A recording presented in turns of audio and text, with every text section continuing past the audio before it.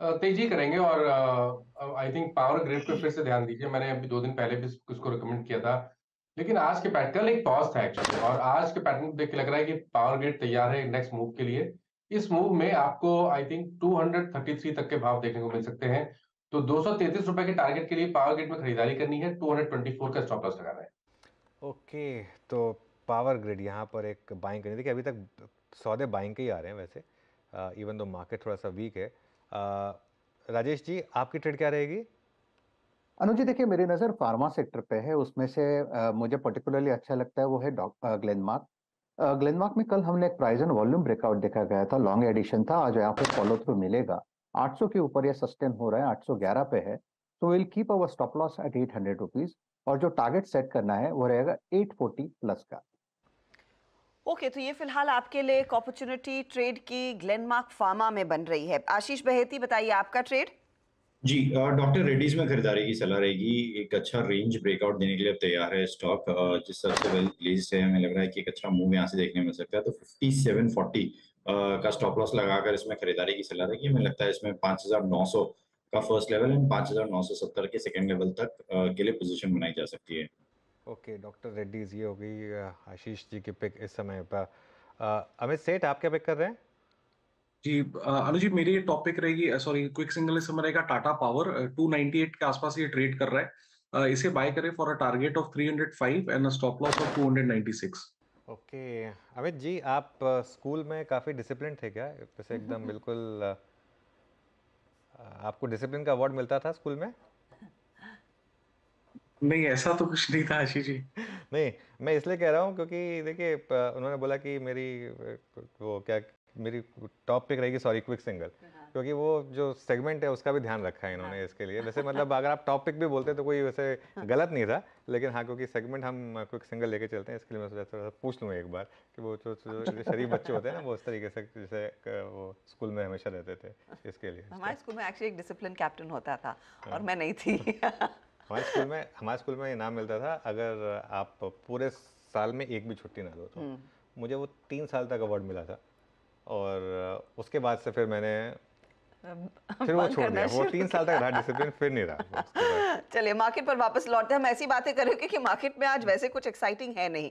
Nifty bank हालांकि थोड़ा सा और सिंक करता हुआ 321 अंकों की गिरावट यहाँ पर। एचडीएफसी बैंक ने बनाया दबाव, आधे % का दबाव यहाँ पर बन रहा है।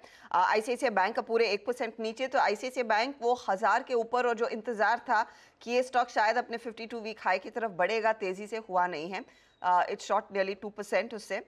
एक्सिस में भी मुनाफा वसूली। तो ये कुछ पॉकेट्स है जहां से वीकनेस बढ़ती हुई दिखाई दे रही है। मानस बताइए, बैंकों में कंसिडरिंग एक अच्छी तेजी बन गई, अगर इस हफ्ते के लिए किसी ने ट्रेड लिया था और अभी भी होल्ड कर रहे थे एचडीएफसी आईसीआईसीआई, उनके लिए सलाह क्या होगी अब?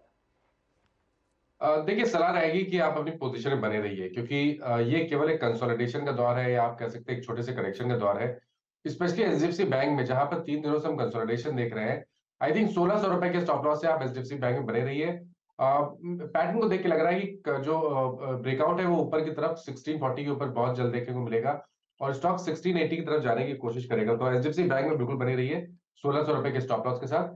आईसीआईसीआई बैंक में एक सपोर्ट है 978 के आसपास, तो वो लेवल ध्यान रखना है। 978 के नीचे स्टॉप लॉस लगा के आईसीआईसीआई बैंक में भी बने रहिए। करेक्शन पे, इस करेक्शन खरीदारी करने की राय रहेगी। ऊपर की तरफ टारगेट 1040 से 1050 तक के पोजिशनल बेसिस पे आईसीआईसीआई बैंक में हो सकते हैं। ओके, तो ये पोजिशनल बेसिस पर आईसीआईसीआई बैंक उन लेवल्स का इंतजार और ध्यान रखे। बाय ऑन डिप से एचडीएफसी में भी बाय ऑन डिप से बेसिकली मूड बदल नहीं रहा है। बैंकों में एक ब्रीदर देखने को मिला है सोमवार मंगलवार की धमाकेदार तेजी के बाद।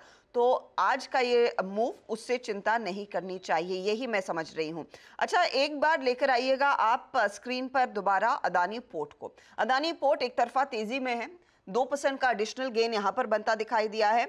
आशीष बहेती, ये स्टॉक इस हफ्ते लगभग 25% के रिटर्न दे चुका है और एक दिन आगे बाकी है। अब अगला पड़ाव क्या रहेगा, और यहाँ पर स्टॉप लॉस आपने क्या रखा है? जी हर्षिता मैम, बहुत अच्छा चार्ट स्ट्रक्चर बना हुआ है और कंटिन्यूअसली हर डिप या हर टिक पे इस पे इनफैक्ट मैं बोल सकता हूँ बाइंग आ रही है।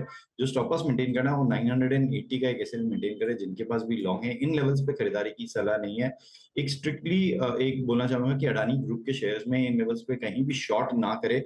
या कोई शॉर्ट पोजीशन नहीं बना है, क्योंकि जैसे आपकी बाइंग है तो हमें लग रहा है कि ये एक अच्छा रैली यहाँ से भी देखने को मिल सकता है। जो ऊपर के लेवल्स है वो 1100 तक का जोन इसमें क्लियरली विजिबल है, वहां के बियॉन्ड 1150 तक के भी लेवल्स देखने को मिल सकते हैं। तो खरीदारी की सलाह है कि कोई भी डिप में जो स्टॉप लॉस मेंटेन करना हो 980 का। बिल्कुल। आज काफ़ी स्टॉक्स में गिरावट देखने को मिल रही है आपको। पेटीएम खैर ऑब्वियसली अभी भी सबसे बड़ा एक्सीडेंट है, लेकिन मार्केट में आज अब मैं स्ट्रैटेजी पे आऊँ, कुछ हिंट तो आपने दे दिए सटल से, वो बाद में आता हूँ। पहले सेटअप कैसा लग रहा है? सेटअप थोड़ा सा मतलब उतना अच्छा नहीं जितना हम एक्सपेक्ट कर रहे थे। बाइंग की एक्सपेक्टेशन थी, कल एफआईआईज की थोड़ी सी सेलिंग आ गई। ठीक है, कोई टेंशन नहीं है, आना तो है वापस। डीआईएस ने बाई किया लेकिन 1372 करोड़, और एफआईआईज ने सेल किया करीब करीब 80 करोड़। लेकिन एक चीज़ जो क्लियर हो रही है, जो हमने एक व्यू लिया था कि अब बाकी के बचे हुए जो शॉर्ट्स हैं उनकी धुलाई होगी अच्छे से, वो शुरू हो गई है। और देखिए अब कितना खरीदना पड़ रहा है एफआईआईज को। कल इंडेक्स फ्यूचर्स में 2040 करोड़ खरीदा एफआईआईज ने, और स्टॉक फ्यूचर्स में हालांकि थोड़ा सा बेच दिया, 464 करोड़ बेच दिया, लेकिन इंडेक्स फ्यूचर्स में 2040 करोड़ की बाइंग आई है। ये एक अपने आप में एक बड़ा नंबर है। और उसमें एक चीज़ जो इंटरेस्टिंग है वो एक बार देख लेते हैं, अगली प्लेट पर आ जाते हैं। उसके बाद आप इंडेक्स फ्यूचर्स में जो एफआईआईज ने किया है उसमें इंडिविजुअल क्या हुआ है वो देख लेते हैं। ओवरऑल 2041 करोड़ बाय हुआ, जिसमें से करीब करीब निफ्टी में आया 480। ये प्लेट नहीं है, मैंने प्लेट भेजी वो चलाइए प्लीज़। तो इंडेक्स फ्यूचर्स में 2041 करोड़ और स्टॉक फ्यूचर्स में -464 करोड़। और उसके बाद की जो प्लेट में डिस्कस कर रहा हूँ, नेट 2041 करोड़, उसके अंदर विद इन इंडिविजुअल इंडिसेस कितना है? निफ्टी फ्यूचर में करीब 485 करोड़ प्लस है, और बैंक निफ्टी फ्यूचर में 1526 करोड़ प्लस है। ये कल का जो आंकड़ा आया है, बेसिकली वो वाला आंकड़ा है बना। ओके खैर चलिए मैं बता देता हूँ। निफ्टी में 485 करोड़ प्लस है और बैंक निफ्टी में 1526 करोड़ प्लस है। आज की सबसे इंपॉर्टेंट प्लेट वैसे यही थी, यही नहीं बनी। इसमें लॉन्ग 55% और शॉर्ट अभी 45% हो गया अब एफआईआईज का। और ये जो है ना, ये बैंक, मैं क्यों इस पॉइंट को रिट्रेट करना चाह रहा हूँ, क्योंकि कल बैंक निफ्टी डाउन था, उसके बावजूद इंडेक्स फ्यूचर्स में बैंक निफ्टी में 1526 करोड़ की बाइंग आई है कल। ठीक है ना, ये एक इंपॉर्टेंट चीज़ है। और आप 4 दिन का ट्रेंड देखिए बैंक निफ्टी के फ्यूचर्स में 580 करोड़, 508 करोड़, 673 करोड़ और उसके बाद 1526 करोड़, इस तरीके की बाइंग रही है इंडेक्स फ्यूचर्स में। और अब लॉन्ग शॉर्ट जो है वो 55% लॉन्ग पर आ गए, हम 45% शॉर्ट पर आ गए। 1526 करोड़ की बाइंग जिस दिन बैंक निफ्टी डाउन था, उसका क्या मतलब है? मतलब आप शॉर्ट कवर कर रहे हैं क्योंकि आपको लग रहा है मार्केट ने मौका दे दिया आपको शॉर्ट कवर करने का। इंटरडे में डिक्लाइन आ गई तो उसमें आपने एटलीस्ट अपना कुछ लॉस बुक कर लिया। शॉर्ट्स लॉस में ही होंगे, लेकिन शॉर्ट्स ने एटलीस्ट कुछ लॉस बुक कर लिया। तो ये मेरे को अभी बता रहा है कि वो जो मेरा एक व्यू है ना कि यहाँ से बड़ी रैली अभी भी बैंक निफ्टी में पेंडिंग है, वो मेरा इंटैक्ट है। एक आध दिन की इस तरह से करेक्शन होगी, उसमें अगर आप घबरा जाएंगे तो उससे कुछ फायदा होगा नहीं। बड़ा व्यू 50,000 का अभी भी है बैंक निफ्टी पर, और अब हम पहली बार लॉन्ग है सितंबर 2022 के बाद से, और इसमें कर्टसी बैंक निफ्टी में लग रहा है। बैंक निफ्टी में अभी भी यहाँ से आप अगले 3-4 दिन और बाइंग देखेंगे। पुट कॉल रेशियो थोड़ा कम हुआ है, 1.18 पर आया है वर्सेस 1.37, तो वो थोड़ी सी ओवरबॉट नेचर मार्केट की करेक्ट हुई है। आज एक्सपायरी है तो उससे देखते हैं किस तरीके के मूव आते हैं।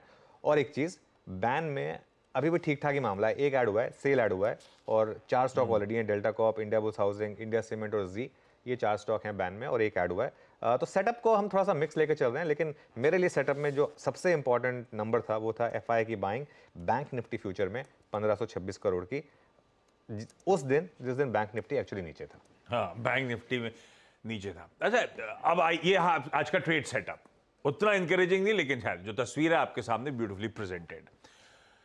निफ्टी लेकर आइए स्क्रीन पे। वो शुरुआत में लगा जब बैंक संडे पड़े कि निफ्टी में भी प्रॉफिट टेकिंग का मूड।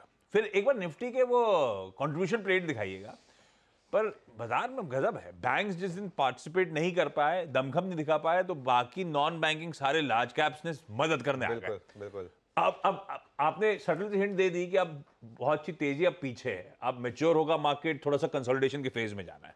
ऐसे में अभी जो गियर शिफ्ट हो रहा है, मेरा अप्रोच क्या होगा निफ्टी पे खासतौर पे पहले? बिल्कुल। अच्छा, इसमें भी आप एक चीज देखिए, एक एक्सेप्ट इन्फोसिस को छोड़ दीजिए, बाकी सारा कंट्रीब्यूशन था ओल्ड इकोनॉमी का ही। चाहे आईटीसी हो, चाहे एलएनटी हो, चाहे आपका रिलायंस हो।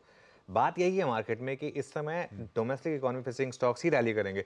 रैली आईटी में बीच बीच में आएगी। ये भी एक व्यू क्लियर है कि आईटी ऐसा नहीं कि एकदम से गिर जाएगा, लेकिन असली पैसा जो है ना अब आपका इन इकोनॉमी फेसिंग स्टॉक्स में बनेगा। हो सकता है आज लीवर और ब्रिटानिया चल जाए, मेरे ख्याल से कल आईटी से चला, आज मुझे लगता है लीवर चलेगा।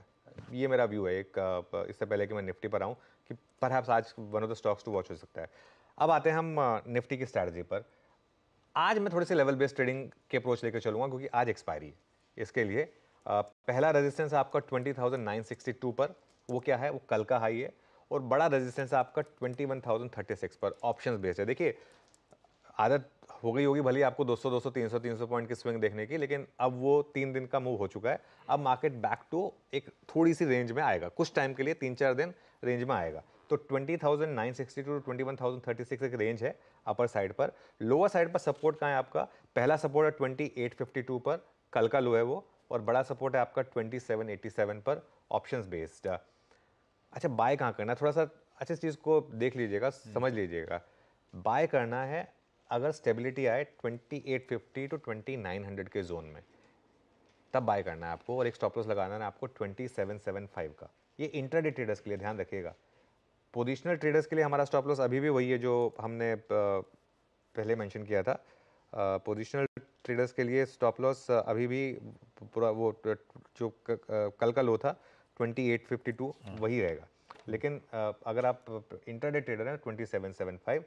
और मैं एक चीज़ क्यों कह रहा हूँ आशीष, कल बहुत लोगों ने बोला कि मैं कहने को कल दे सकता था कि इंट्राडे शॉर्ट कॉल, मैंने क्यों नहीं लिया वो इंट्राडे शॉर्ट कॉल, क्योंकि अगर मार्केट कमजोरी भी दिखाए ना इस मार्केट में, तो भी आपको शॉर्टिंग नहीं करनी है। उसका रीज़न है क्योंकि कमज़ोर मार्केट में भी अगर आप शॉर्ट करेंगे तो भी अगर आपका एक बड़ा व्यू लॉन्ग करके पैसा बनाने का ना, उससे आपकी साइकी इंपैक्ट होगी। देखिए मार्केट में साइकी बहुत ज़रूरी होती है। आपको एक साइकी बना लेनी है कि मैंने पैसा बनाना लॉन्ग साइड पे ही है इस मार्केट में। शॉर्ट करने वाली मार्केट्स वगैरह वगैरह बीच बीच में आती हैं, वो अपनी जगह है, लेकिन बड़ा पैसा लॉन्ग साइड पे बनना है। तो अगर आप इंट्राडे, या तो आप इतने अच्छे ट्रेडर हैं जो दोनों चीज़ें कर सकता है। इशू क्या है, हमारा जो व्यूअर है ना, एक एवरेज रिटेल व्यूअर है जो ये नहीं कर सकता कि इंट्राडे में शॉर्ट कर ले और पोजिशनली लॉन्ग कर ले, वो नहीं कर सकते हैं लोग। तो इसके लिए आपको एक साइड का व्यू लेना है, और एक साइड का व्यू जो है ना वो आपको पॉजिटिव साइड पर रखना है। इसके लिए शॉर्ट नहीं करने का बोलते हैं। बहुत बढ़िया, ये है कहानी भाई साहब। तो 850 900 के जोन्स पर निफ्टी आ रहा है और वहां पे स्टेबलाइज हो रहा है, तो वो मेरे खरीदारी करने का जोन है। और उस केस में 775 मतलब 2775 2850 2900, वो इसलिए मैं कह रहा हूं कन्वीनियंस के लिए 775 मेरा स्टॉप लॉस का जोन होगा। ये है निफ्टी। बता दें कि मनी कंट्रोल पर दिए गए विचार एक्सपर्ट्स के अपने निजी विचार होते हैं। वेबसाइट या मैनेजमेंट इसके लिए उत्तरदायी नहीं है। यूजर्स को मनी कंट्रोल की सलाह है कि कोई भी निवेश निर्णय लेने से पहले सर्टिफाइड एक्सपर्ट की सलाह लें।